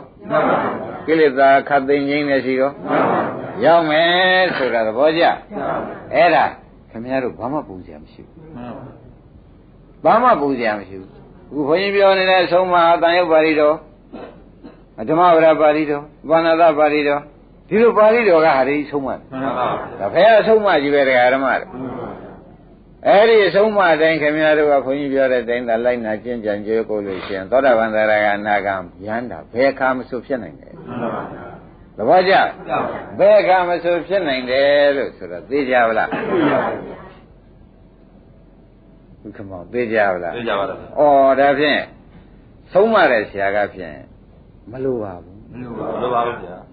လိုက်နာမဲ့ပုဂ္ဂိုလ်လိုချင်လိုလိမ့်မယ်လိုပါဘူးကိုလိုလို့ဖြစ်တာတော့ဘုန်းကြီးများကမတတ်နိုင်ဘူးမှန်ပါဗျာဆုံးမရတာကတော့ဖြင့်သောတာပန်သရဂါအနာဂံယန္တာဖြစ်နေတယ်ဆုံးမကြီးဆုံးမမှန်ပါဗျာဆုံးမတဲ့အတိုင်းလိုက်နာပြီးခမည်းတော်ကဒီနေ့တိုင်းသာလောက်ကြမယ်ဆိုရင်တော့ဖြင့်ဘုရားမရှိတယ်လေခမည်းတော်နဲ့မဆိုင်ဘူးဘုရားရှိလို့จิตတမ်းဝင်တာတွေတပုံကြီးပေါ့ဗျာ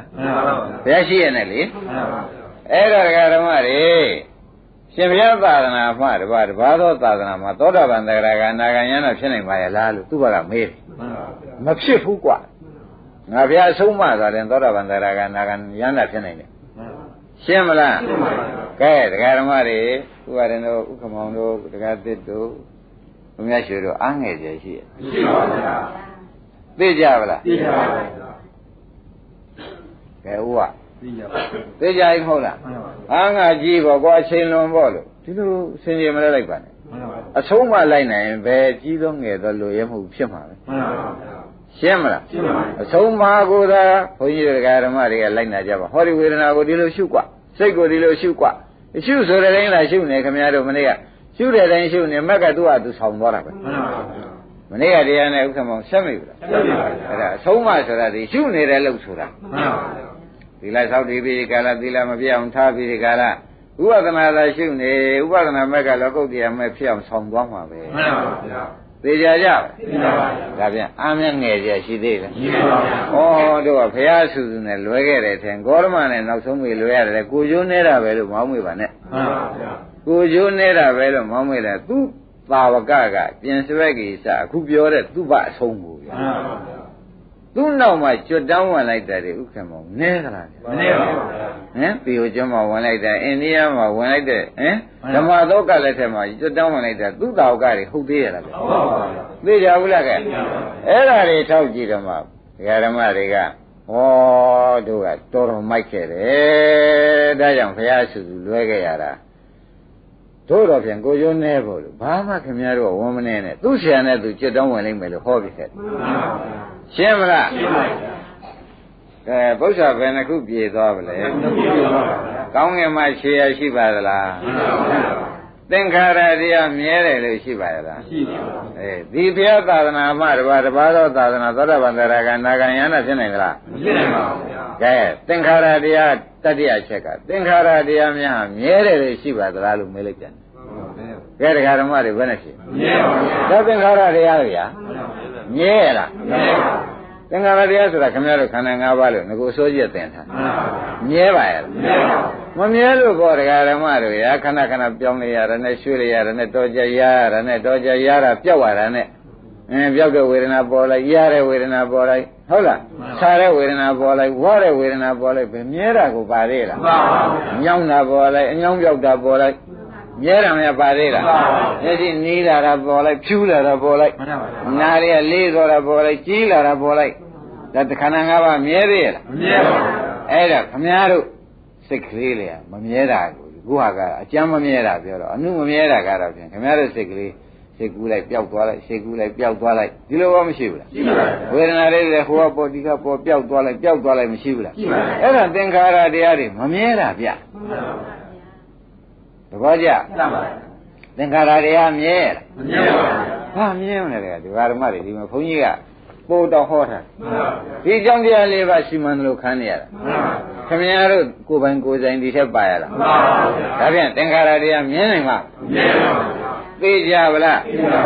သင်္ခါရတရားဘယ်တော့မှမမြဲဘူးလို့ခင်ဗျားတို့ဉာဏ်လေးနဲ့တဲ့ပြီးတာရှုနေကိုယ်စိတ်ကိုရှုကိုယ်ဝေဒနာကိုရှုကိုယ်ရုပ်ကိုရှုကြိုက်တာရှုမမြဲတာ तू ကပြောလိမ့်မယ်မမြဲတာခန္ဓာကပြောလိမ့်မယ်နော်မမြဲတာဘယ်သူကပြောမှာရှင်းမလားရှင်းပါဒါနဲ့မေးသေးတယ်ဥက္ကမောင်ကြီးနော်နောက်ဆုံးပိတ်ဒီပု္ပ္ပာသုံးခုကတော့ပြီးသွားပြီထားပါလားမှန်ပါပါနောက်ဆုံးပိတ်သူငယ်ရတာကဥပဒေသိမှတ်ရကမှန်ပါပါဗျာဟောအရှင်ဘုရားကလည်းအခုအင်းမြင့်မွေမျိုးကြားမှာပြိဋိဘံစံတော့မယ်အရှင်ဘုရားမရှိလို့ရှင်အရှင်ဘုရားသာသနာအရှင်ဘုရားရုပ်သိမ်းသွားတာလားဘယ်တော့မေးချက်ပိုင်မှန်ပါ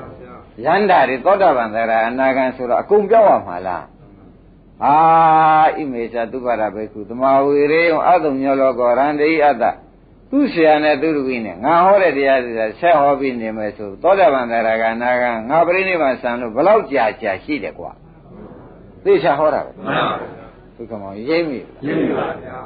ဥပါဒံကဲကျွတ်တို့အားကိုးလောက်ပလားအားကိုးပါဗျာဒါဖြင့်ဒကာဓမ္မတွေကိုယ့်ပေါ်မှာသာမှီတော့တယ်နော်မှန်ပါဘူးအဆုံးမကလည်းဒီဆရာဆုံးမနေတယ်ဒီဆရာဘုန်းကြီးဆုံးမနေတာဒကာဓမ္မတွေသိတဲ့တိုင်ဥက္ကမောပါဠိတွေကလွယ်ဆုံးမတာဟုတ်ပါဘူးဟုတ်ပါပါဗျာဘယ်ဟောကြည့်ပါမဟုတ်လားမှန်ပါပါဘယ်ဟောကြည့်ဆုံးမပြီးဒီကရာနေတော့ဒီဆုံးမရှိနေဘယ်တော့မှသောတာပန်သရကအနာဂံယန္တာမစိတ်ပါဘူးကွာအမြဲတမ်းရှိပါတယ်လို့မပြောဘူးနဲ့မှန်ပါဘူးသမာဝေရုံနဲ့ကျင့်တဲ့ပုဂ္ဂိုလ်ကသာကောင်းကောင်းမွန်မွန်ကျင့်ကြမယ်ပြောဆိုတဲ့တိုင်ကျင့်ကြမယ်ဆိုဘာမှပူစရာမရှိဘူးရမှာကြီးပဲရှင်းမလားရှင်းပါပြီဒါဖြင့်ဓမ္မတို့ဒီသူ့ဘာကျွတ်တို့အတွက်ပါမေးသွားတဲ့အဓိပ္ပာယ်ရမှန်ပါဗျာဟုတ်ကျွတ်တို့အတွက်ပါမေးပါဗျာရှင်ဘုရားမရှိသာနာလုံးဝသောတာပန်သရကအနာဂံမရှိတော့ဘူးလားဆိုတော့အိုးသူ့ဘာပဲဆိုသူ့ဘာရဣမေပုဂ္ဂိုလ်တွေတဲ့တမန်ကောင်းစွာ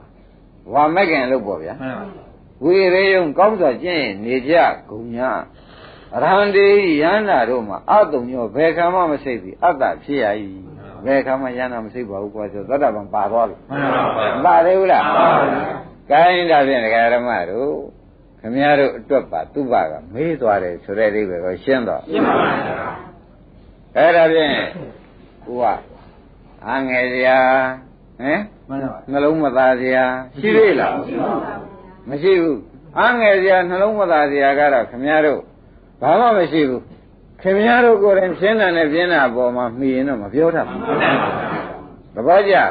ခင်ဗျားတို့ကိုယ်တိုင်ရှင်းတာကတမျိုးပြင်းတာကလည်းရှိသေးတယ်ရှင်းတာတော့ခွန်ကြီးကကူပေးနိုင်ပြင်းတာတော့မတတ်နိုင်တော့ဘူးရိပ်မိလားရှင်းတာတော့ကူပေးနိုင်ပါတယ်လို့သံဃာတရားဟောလိုက်လဲခင်ဗျားတို့မဖြစ်အောင်လာမှာပါပဲဟုတ်ဘူးလားဘယ်လိုပင်ပြောပြင်းတဲ့အချိန်ကများနေတယ်ဆိုရင်တော့ပြင်ဒါမတတ်နိုင်တော့ဘူးဒါဥပ္ပါဘယ်ထဲကတောင်ဆိုပြင်းတဲ့ထဲကလားပြင်းတဲ့ထဲကလားပြင်းတော့မပြင်းဖြစ်နေသေးဘူးနောက်ကရဓမ္မတွေဒီတိုင်းပဲပြင်းတာကိုကူပေးနိုင်ပါတယ်ပြင်းတာကိုတော့ဖြင့်မတတ်နိုင်ဘူးဥက္ကမောင်ဒီလေးပဲရှင်းရတာရှင်းတာတော့ခင်ဗျားတို့ကဘယ်တော့ပဲပါဠိနားမလဲလဲမြန်မာစကားနားမလဲလာခဲ့ကိစ္စမရှိဘုန်းကြီးရှင်းအောင်ပြောပေးမယ်ရှင်းတာကိုတော့အကုန်ကူညီပေးပါမယ်ရှင်းပြီးဒီကလာနားတော့လဲပါတယ်ပြင်းပြီးမလုပ်တာကတော့ဖြင့်မတတ်နိုင်ဘူး ရှင်းမလားအဲ့ဒါကြောင့်ဓမ္မတွေကိုယ့်အတွက်ကဘာပါလိမ့်မလို့ဆိုတော့ဖြင်းတာဆရာတာဝန်ဖြင်းတာဆရာသမားအကူကြီးပေးမယ်ဥက္ကမောင်ကြီးပြင်းလာကြတော့သူ့ဟာသူအိယာတဲ့ပြင်းနေတာဘယ်သူကလာကူနိုင်မှာတော့မကူနိုင်တော့ဘူးဟုတ်လားသူ့ဟာသူဆင်းရဲလဲပြီးဒီကလာဟိုကရာသလေးဒီကနဲ့သမင်းစားသလေးအိတ်ရှင်လာပြီလေအဲ့ဒါလေးရှုံးနေတာတော့မတတ်နိုင်ဘူးအေးပြန်အေးလို့ပူပြန်ရောစောပြန်လဲမွတ်ချုပ်ပြန်တော့ဘယ်ကြက်နိုင်တော့ဘူးမတတ်နိုင်တော့ဘူးရိပ်မိကလား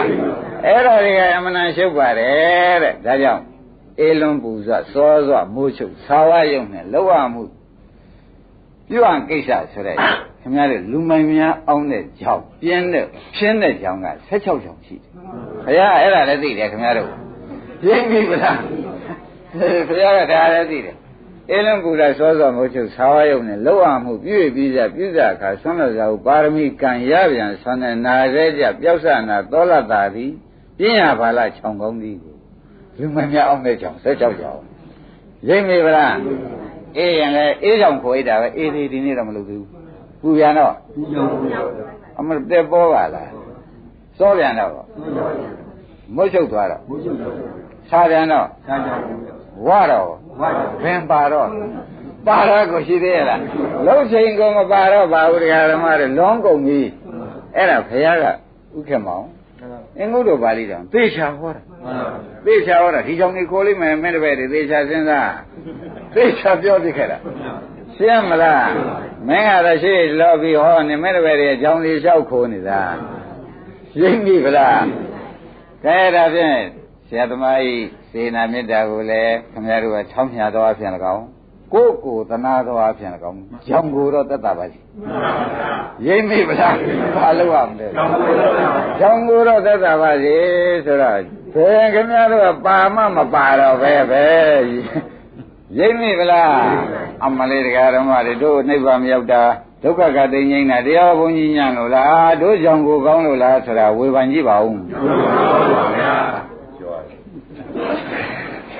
အတော့ဆိုးသွားပြီရှင်းပြီနော်ကောင်းပြီဒါဖြင့်ဒကာဓမ္မတို့တရားကိုပဲဒီသုဘယံကြီးကအခုจิตတို့ကိုအကုန်အားပေးသွားကောင်းငင်မှာခြေရရှိသလားဆိုတော့ဘယ်နဲ့ဖြေရှိပါဘူးဒီဘုရားသာသနာမှာတပါးတခြားသောအဆုံးအမတွေနဲ့သောတာပန်သရဂါအနာဂံဖြစ်နိုင်ပါရဲ့လားဖြစ်နိုင်ပါဘူးဗျာသင်္ခါရတရားမြဲသလားမြဲပါဘူးဗျာ gain ဒါဖြင့်သင်္ခါရတရားမမြဲဘူးဆိုတာခင်ဗျားတို့ရှုရမှန်ပါဗျာဝေဒနာကြိုက်တယ်လို့ဝေဒနာသင်္ခါရတရားပဲအဲ့ဒါမမြဲတာရှုနေစိတ်ကြိုက်တယ်လို့စိတ်ရသင်္ခါရတရားအဲ့ဒါဘာလို့မမြဲဘူးတော့ရှုနေသူ့ဟာသူမက်ဖြစ်ပြီးသူ့ဟာသူဆောက်တော့မှမမြဲတာသိတာမဲ့ပဲရှင်းမလားအဲ့ဒီလိုမမြဲဘူးတော့ရှုနေလို့ရှိရင်ပြင်စင်ကြီးက5ခုမက10ခုမဖြစ်ပြီးဥက္ကမောမနေ့ကတိုင်းဆောင်းပါပဲမှန်ပါဗျာအဲ့ဒါจิตတို့ကရောင်ကိုလွတ်ဖို့ပဲအရေးကြီးတယ်တရားပြကတော့ဖြင့်ရှင်းနေပြီမှန်ပါဗျာပြီးတော့ခေါင်းကသူ့ဘာယံကြီးကလည်းရှင်ဖျားမရှိရင်သောတာပန်သရဂါနာဂံယံတွေသုံးသွားတယ်သွန်သွားတယ်ကုံသွားတော့နောက်မဖြစ်တော့ဘူးလားမေးတော့လေဟာဘယ်ခါမှဆိုရှိတယ်ကြောင်လွတ်အောင်ကြောင်ကိုလွတ်အောင်မင်းတို့ဒီကားလို့ရှိရင်ကြိုးစားကြမှာဆိုဘယ်ခါမှဆိုကိုယ်ဒုက္ခသိတဲ့နိဗ္ဗာန်ရှိတာကြီးပဲအဲ့ဒါနိဗ္ဗာန်ကိုလည်းတခါဟောတော့ဒကာဓမ္မတွေသိတဲ့အတိုင်းဒီခန္ဓာနာကန့်ဒီခန္ဓာအဆုံးမှာပါရှိတယ်နိဗ္ဗာန်ကလည်းဝေးသလားဝေးပါဘူးအိုးစိတ်ဝိရိလည်းပဲရှုပြီးတခြားရှာလို့မတွေ့ပဲဖြစ်နေတာသဘောကျဒါဖြင့်ဒကာဓမ္မတို့သင်္ခါရတရားဆိုတာခန္ဓာ၅ပါးကိုဆိုတယ်အဲ့ဒါလေးကိုဘယ်တော့မှမမြဲတာလေးမြင်ကြည့်ဟောပေါ်လာပြန်မမြဲဘူးဟောပေါ်လာပြန်ပြီဖြစ်ပြီးပြက်ပြန်ပြီဖြစ်ပြီးပြက်ပြန်ပြီလို့ရှုတာနေဝေဒနာကြိုက်တယ်ဝေဒနာရှုနော်စိတ်ကြိုက်တယ်လူစိတ်ရှုဓမ္မ ानु ပါဒနာကြိုက်တယ်လူကသစ္စာကြီးရှုနေသစ္စာကြီးရှုနေတာဖြစ်ဒုက္ခပြဒုက္ခကြီးရှုနေအဲ့ဒီကဲတော့ရှုနေလို့ရှိရင်ဖြင့်သေသေးချာချာဘယ်အခါမှဆိုခိစ္ဆပြီးတယ်အဲ့တော့သူ့ဘာမှာဒီဖျားနာမှာထိုင်ပြီးကဟောပရိနိဗ္ဗာန်ဆံကနီးနေပြီမနေ့လည်းပရိနိဗ္ဗာန်ဆံမယ်နိဗ္ဗာန်နီးလို့ရှိရင်တော့ဘယ်ရောကပြင်းလာပြီအဲ့ဒီကသူ့လည်းဒါလေးသင်္ခါရသတ္တရဏတိกว่าသင်္ခါရတရားဟာဖြင့်ဘယ်တော့မှခိုင်တယ်လို့မရှိဘူးဆိုတော့အဲ့ဒါမင်းနှလုံးသွင်းလိုက်ပြီးတော့ဒီနာနဲ့နှလုံးသွင်းတာပဲဥပါရင်မှန်ပါဗျာအနာဂန္တိတွေဗျမှန်ပါဗျာသင်္ခါရတရားအနတ္တကိုနှလုံးသွင်းလိုက်မှန်ပါဒါသင်္ခါရတရားမှန်ပါ ဘယ်တော့မှမမြဲတာလေးမြင်လိုက်တာနဲ့ဒကာဓမ္မတို့ဖြစ်ပြမြင်လိုက်တာပါပဲအဲ့ဒါနဲ့သူအနာကရေးမိပါသဘောကျပြီဒါခင်ဗျားတို့လှုပ်တတ်ပါလားလှုပ်တတ်လို့ရှိရင်ဘယ်အချိန်မှဆိုသောတာပန်သရဂါနာဂံယနာမဖြစ်နိုင်တဲ့အချိန်မရှိလို့ဆုံးဖြတ်ချက်ချရှင်းပြီနော်ကဲယနေ့ဒီရင်တော်ပါ